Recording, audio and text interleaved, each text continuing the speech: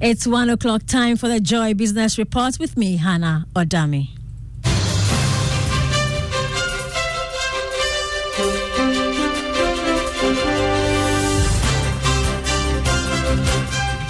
Coming up, Institute of Statistical, Social and Economic Research warns of difficult economic conditions for businesses in first quarter of 2025 after election year due to a possible budget overrun. And members of the Chartered Institute of Taxation Ghana advised to resign from Tax Appeals Board as government delays in providing the relevant tools for its operations almost a year after its establishment.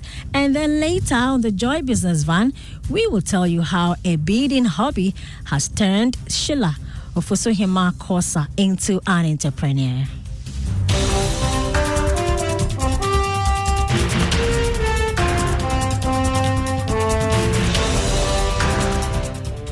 The details now. The director of the Institute of Statistical, Social and Economic Research, Professor Peter Korte, has expressed fear the first quarter of 2025 will be tough for businesses to thrive due to a possible budget overrun in 2024. He contends the 2024 budget doesn't seem to address the worrying issue of overspending. Professor Korte has been speaking at the Ghana National Chamber of Commerce 2024 National Budget Review Seminar.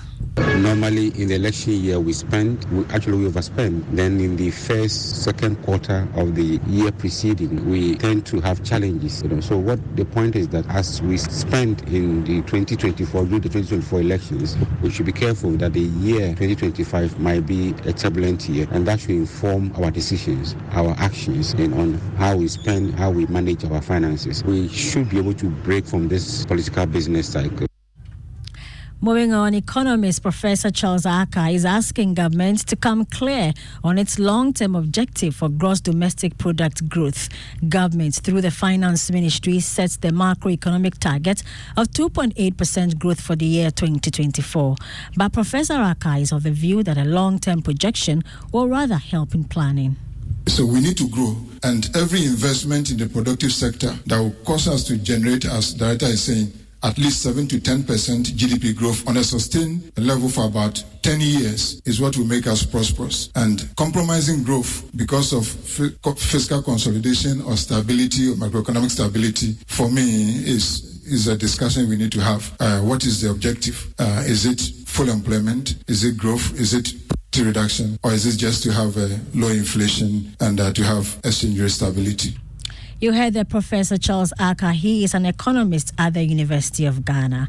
Lead partner of the tax at the PwC, Abeku John Kwanzaa, is appealing to members of the Chartered Institute of Taxation Ghana who are serving on the Independent Tax Appeals Board, ATAB, to resign if government is not providing the necessary tools to make it work almost a year after its establishment. The board was inaugurated in January this year by the Minister for Finance to adjudicate on tax disputes between the Ghana Revenue Authority and taxpayers. Mr. John Kwanzaa made the appeal during a virtual post-budget discussion organized by the Institute.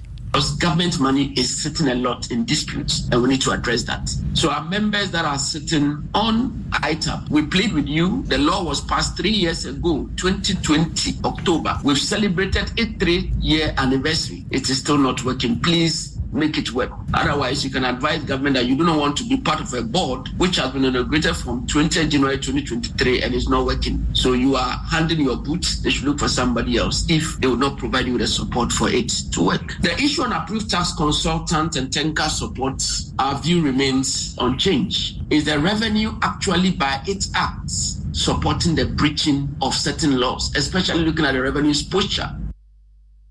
That was lead partner for tax at the PwC, Abeku John Kwanzaa. And that's the end of the Joy Business Report. Please stay tuned in for the Joy Business Van after this break.